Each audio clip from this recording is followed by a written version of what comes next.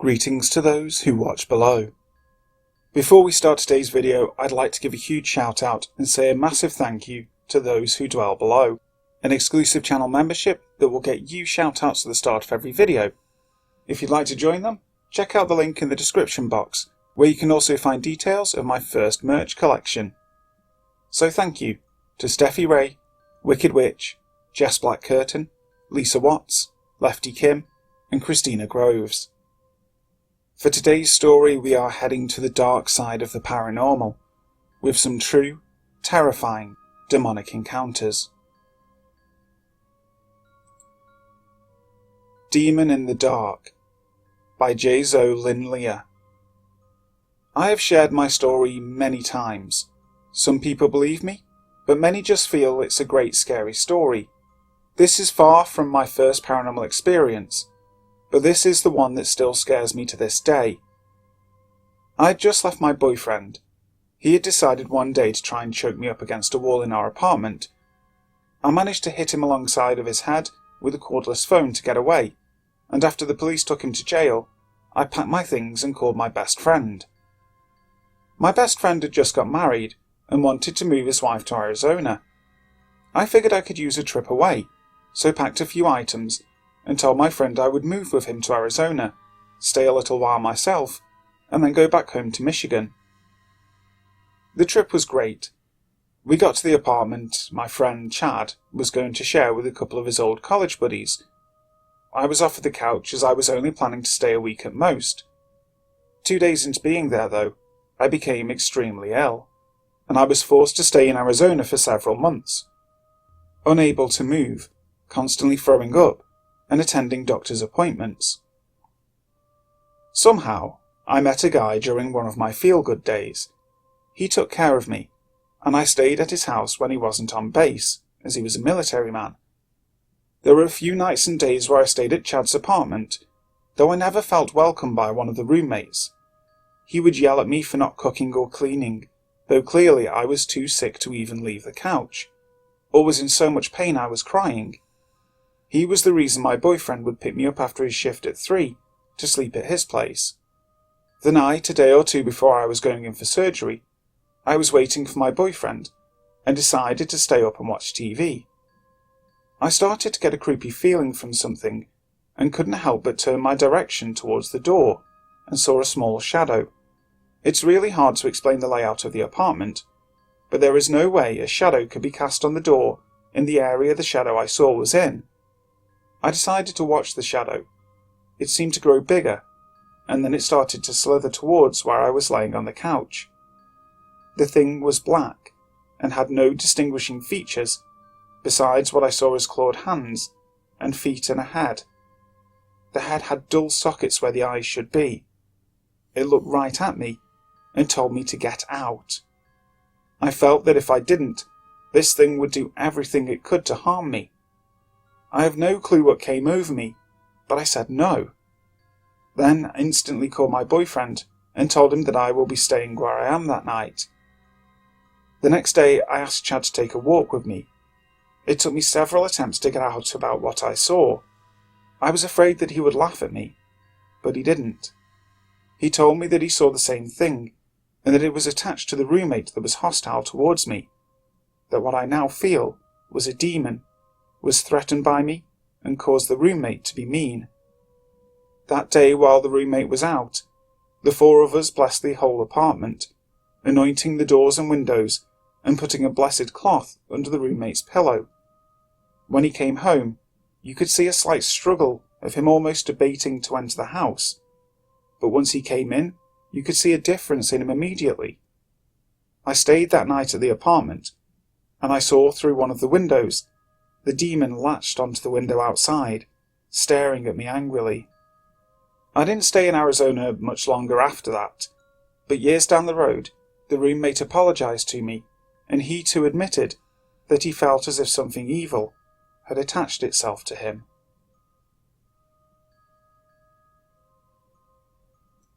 I Think I Saw a Demon in Real Life by Alexander the Great, 44. This is something that is really difficult to talk about for many reasons. First of all, it makes me sound a little crazy, and I'm sure it's not something a lot of people can really say.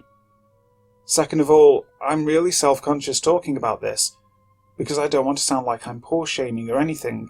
I've been poor for most of my childhood, and my family has only recently had any sort of money to speak of, so I want to be abundantly clear that I have nothing whatsoever against poor people. This comes into play, and I wanted to make sure this comes across seriously, instead of sounding like I was traumatized by a poor-looking, weird person. So, to set the stage, I was on a trip in California, and we were going along the Pacific Highway. We'd left the Redwood Forest, and were en route to San Francisco. And when we stopped, we were in the middle of absolute nowhere. We stopped because we saw that there was a Jack-in-the-Box right off the highway, and we were all hungry, and it was getting dark. It was the weirdest place for a fast food place, to be honest. It was in the absolute middle of nowhere. There was a gas station, the Jack-in-the-Box, and then a tiny shitty little motel, and then nothing but trees and country roads for miles. We pulled into the parking lot, got out and went inside, and we were basically the only ones in there aside from 2 employees. There was a small family, but they looked like they were getting ready to leave, and sure enough, within 2 or 3 minutes, they left, leaving us, myself, my mother and my sister, as the lone patrons. We ordered and sat, and as we were sitting, we heard the door open. I looked, and what met my eyes still haunts me. There was a woman standing there, with long, unkempt hair. She was probably about 5'4", and skinny as can be. She was white, but her skin didn't look right.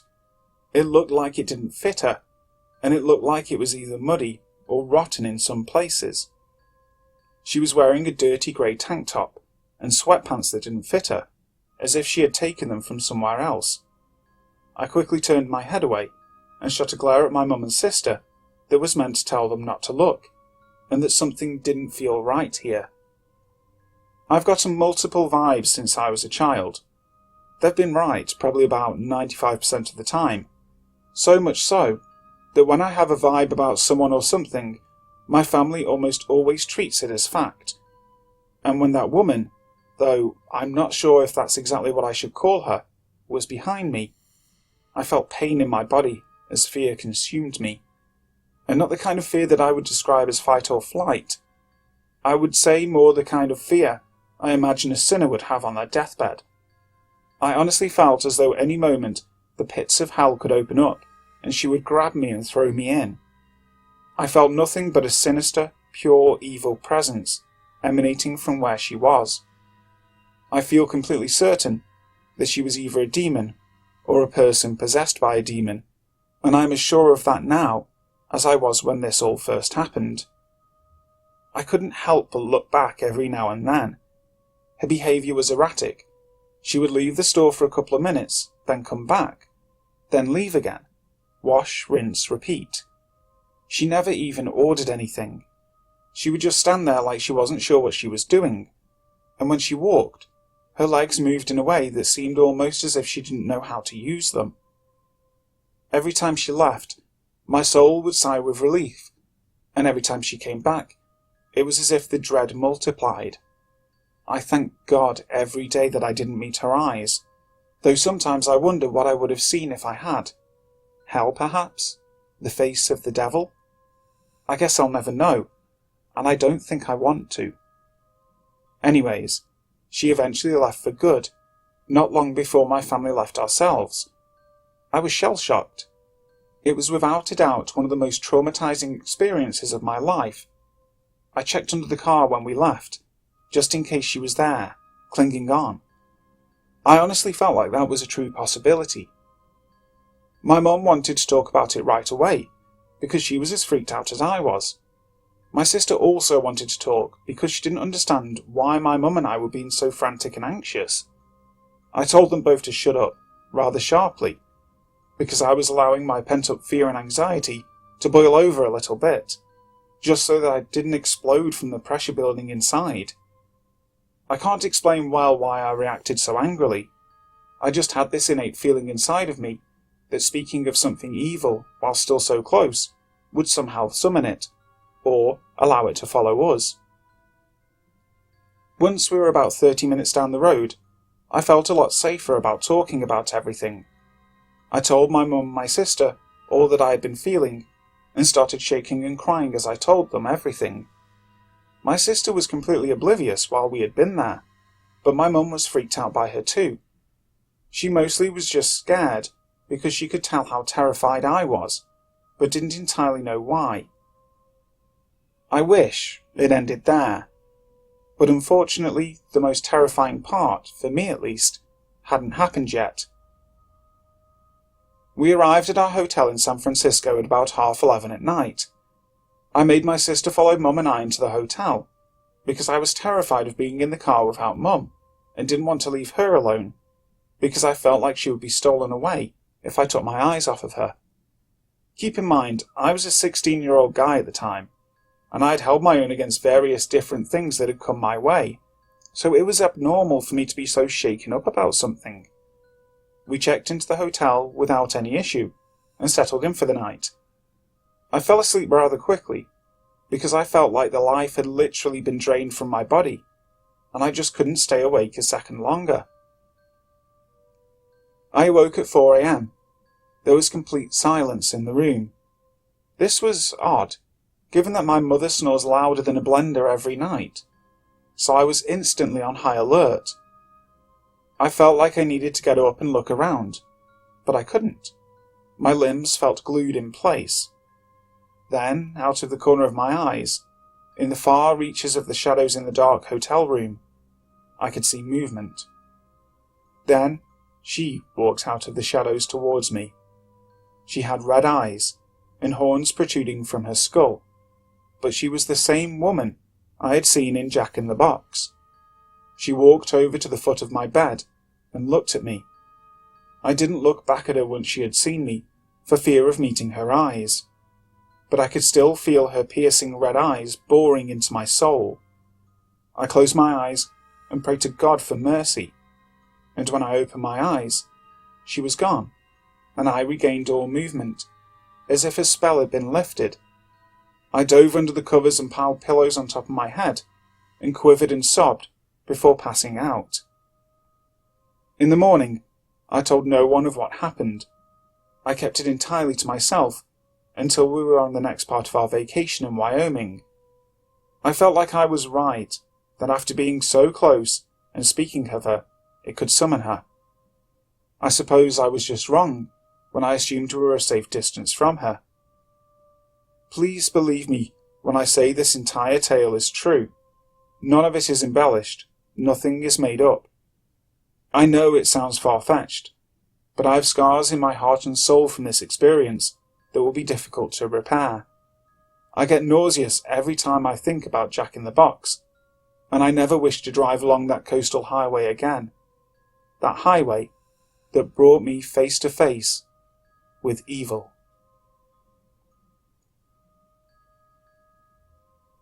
Recurring Demonic Experiences by British Baguette. It all started when I was 5 or 6 years old, and had an imaginary friend called Bombo. He was a small Victorian boy who lived with his mother, who I said lived under the floorboards, in the house that I grew up in.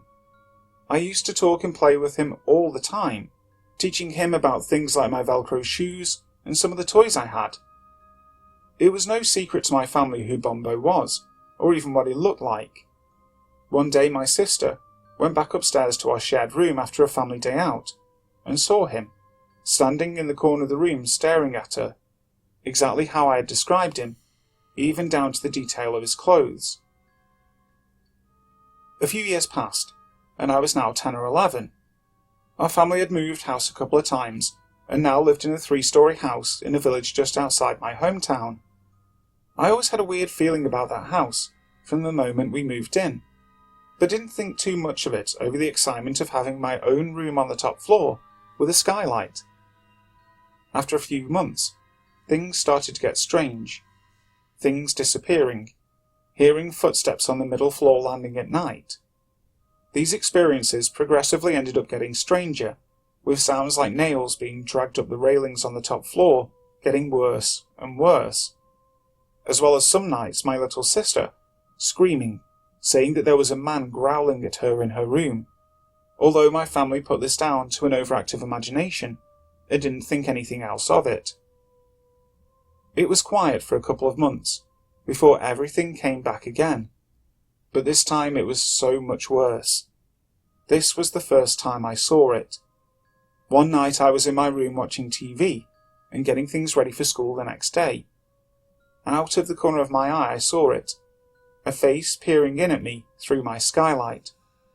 Its skin was dark red, and its eyes were white, with no pupils, only veins. Dark circles around its eyes, leading to black cracks across its face. It was grinning at me. Even without pupils, I knew that it had its eyes locked on me. Needless to say, after a few seconds of initial shock, I ran downstairs to the rest of my family and refused to go back in my room. Shortly after this, my eldest sister, who had given birth recently and was living with us temporarily, had her own experience. As she was sleeping one night, she heard a knock on her door between 2 or 3 a.m. Thinking that I was the one knocking, she shouted "What?" twice, with no response. The door flung open after a few seconds, with such force that the dresser dented the door from the impact. No one was there. Shortly afterwards we moved again for personal reasons, to the house that we have now been in for years. For years, there was no unusual experiences, other than the occasional sound of footsteps, nothing that couldn't logically be explained. When I was 18, my sleep schedule was the same as any teenager, waking up around noon and going to bed about 3 or 4 a.m. This one night in particular, I was up doing the same as always, listening to music, watching films, etc. At midnight I went downstairs to the kitchen as usual to get some snacks. On my way back out the kitchen, I saw it again, standing behind the front door, looking in through one of the glass panels, was that same face I saw all those years ago. Same red skin, same eyes, same dark circles and cracking features, staring right at me, this time with one of its hands leant on the other glass panel, as it watched me. The only difference was that this time it wasn't grinning. After standing there for what felt like an eternity, I ran as fast as I could up to my room and locked myself inside. I didn't sleep a wink that night. Some family friends who were regular churchgoers theorized after they heard what I had saw that this thing I had seen was Bombo, and when I had stopped giving him my attention and energy, he had then had to use another way of getting my attention. But I don't know what to think for sure. All I know is that what I saw was the exact thing I saw as a child, and it came back. It's been 4 years since the last time I saw it, and I hope never to see it again. I Think I Encountered a Demon by FizziKat. This happened when I was around 11. At the time I had neighbours that owned this beautiful brick house that was over 100 years old. It was 2 stories tall and used to be owned by the Amish. They had completely remodelled it. They installed a bathroom on both the first and second floors. There were 2 barns, a chicken coop, the whole package. The property definitely came chock full of history. My neighbours also had a daughter that was a couple of years older than me, and we became close friends. I would go over to their house nearly every day. I would go all through the old barns, play on both levels of the house, and have the most fun. Nothing about the property scared me. In fact, I felt it was more like home than my own house. That is, until one day during the summer. We were all outside enjoying the weather. I really had to go to the bathroom, so I ran to the house due to being quite a distance away. I always preferred using the upstairs bathroom.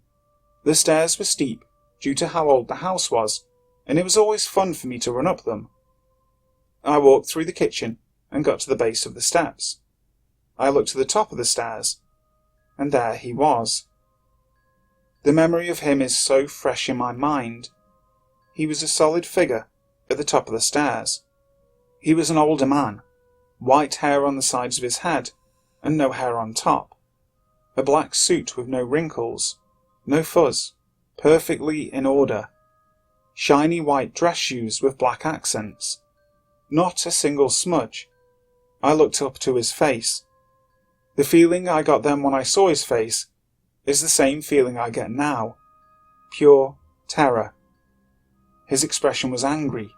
His eyes were black. Not any shade of black I have yet to see again. The depth of his eyes felt like an eternity. I have never felt evil like that before. Seeing him, I knew that this was no random intruder. I could feel him. His presence was tangible. I knew he was not human. When I finally regained my senses, I ran out of the house screaming. I've never screamed like that before. I told my neighbours what had happened, and they immediately went into the house because they believed there was an intruder. Of course, nobody was found. I refused to go to the second story of that house ever again. I have never seen him since. I know he was not a ghost or some vengeful spirit. He was the embodiment of evil. I assume what I saw was demonic. Whatever he is, I hope I never see him again for the rest of my life. Hi guys, thank you so much for listening to today's video. I really hope you enjoyed it.